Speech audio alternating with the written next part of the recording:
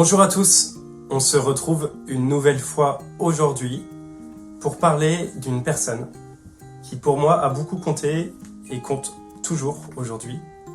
Et cette personne, vous la connaissez tous, c'est Charles de Foucault.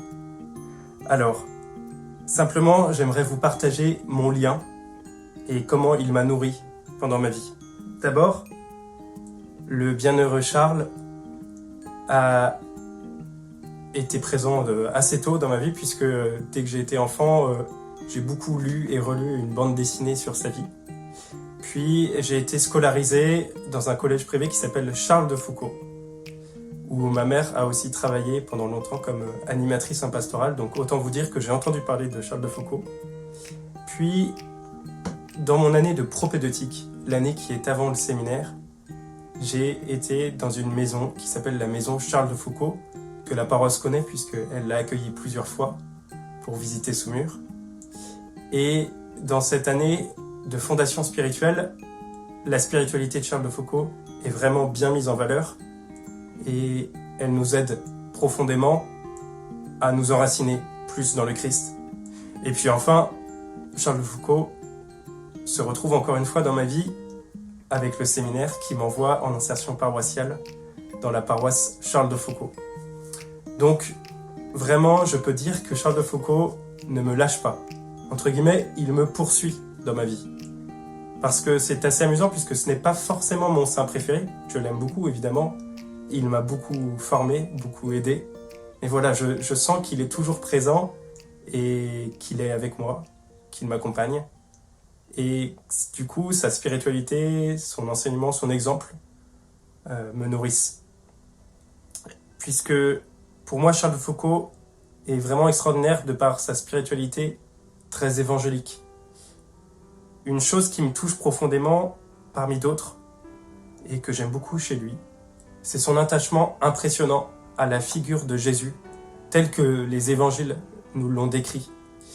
Et j'ai appris en propédeutique que dans ses commentaires de l'écriture, Charles de Foucault, en fait, ne commente uniquement que les évangiles. Alors je peux me tromper, je ne suis pas un spécialiste, mais c'est ce qu'on m'a dit. Il s'attache vraiment que aux évangiles. Et c'est étonnant puisque même si les évangiles sont bien le sommet de la Bible, il y a bien d'autres richesses. Mais non, ce que préfère Charles de Foucault, ce sont les évangiles et la figure de Jésus dans les évangiles. Avec le frère Charles, je crois qu'on peut contempler la transformation d'un homme quand Dieu prend vraiment la première place et que tout dans notre vie peut alors se laisser consumer par l'amour brûlant du cœur de Jésus, que d'ailleurs frère Charles portait sur sa poitrine. Vraiment, au long des années, j'ai découvert avec Charles de Foucault un fou de Dieu et un authentique disciple de Jésus, un disciple du Christ qui cherche à vivre comme lui.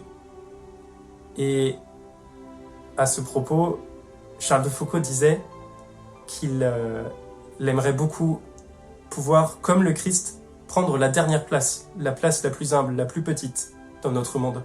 Mais il s'est rendu compte que ce n'était pas possible, puisqu'en fait cette dernière place, elle est déjà occupée par le Christ.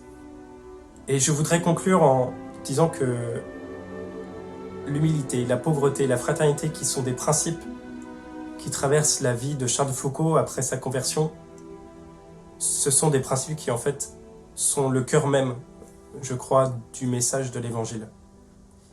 Avec le bienheureux Charles, nous sommes conduits dans la substance même de l'Évangile. Et ainsi, nous pouvons nous laisser transformer par le Christ à son école. Ce Christ, le bon pasteur que nous fêterons demain, ce bon pasteur qui nous voit dans le dépouillement du désert et veut nous conduire vers des prés d'herbes fraîches, comme il l'a fait avec Charles de Foucault. Enfin, j'espère que pour vous aussi, Charles de Foucault peut être un exemple vraiment fort et interpellant pour vivre plus unis au Christ. À bientôt.